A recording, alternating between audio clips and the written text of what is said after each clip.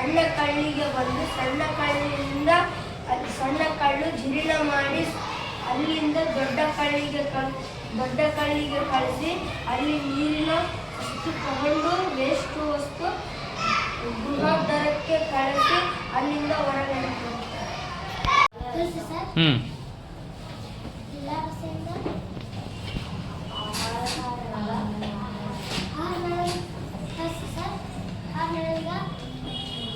ಜನರಿಗೆ ಕಳಿಸಿ ಸರ್